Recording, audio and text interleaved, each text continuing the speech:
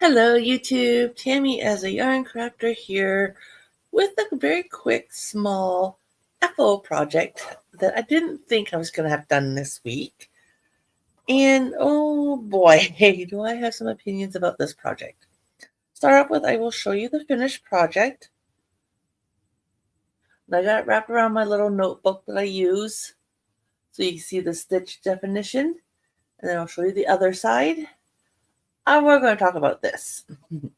Start off with, if I were to make it as a head warmer, ear warmer, as the pattern calls for, I wouldn't do this.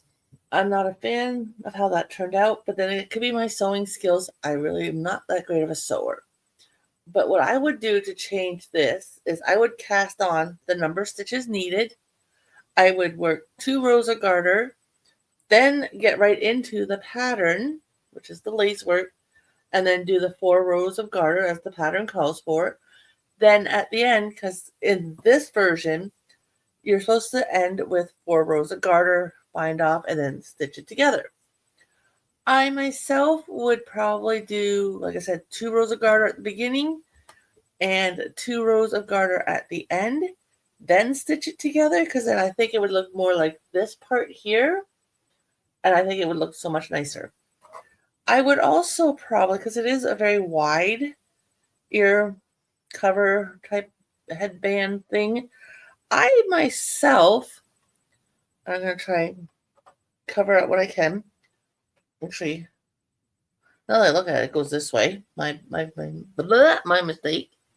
I would probably calculate it and do it as just a headband and only do half of the pattern. And again, they'll only do 2 rows of garter to start and finish. I think it would join so much better. So I did get it done. Knowing the struggles I had with this pattern, unless I showed in Wednesday's video and I already had it written out, color coordinated, and all that stuff right from the start, I would do it again. But if I would have do it again the way I did it the first time, like with this one, and struggled with it, and the amount of times I had to rip out because, like, again, I don't frog very well when it comes to knitting, especially when there's yarn overs and slip stitches and passing overs and knitting 2 together.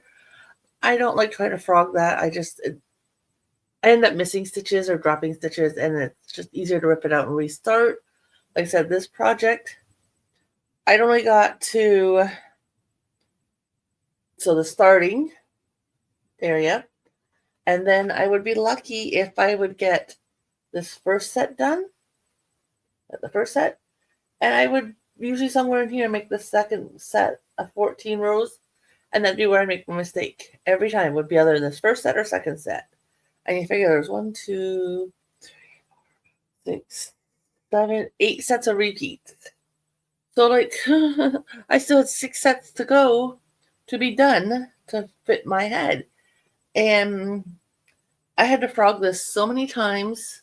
Like, it is very pretty. It is simple. It's not that difficult. It was just either the way I was reading the instructions or when I first wrote it out and I wrote it out incorrectly for a couple of rounds, and every attempt I made, it wasn't working out, and I got a little frustrated with it. But I thank you guys very much for picking this as the poll was up for which project to make next. So I'm going to do another video in a moment polling the current poll to let you guys know what won and show you what the next 3 options are.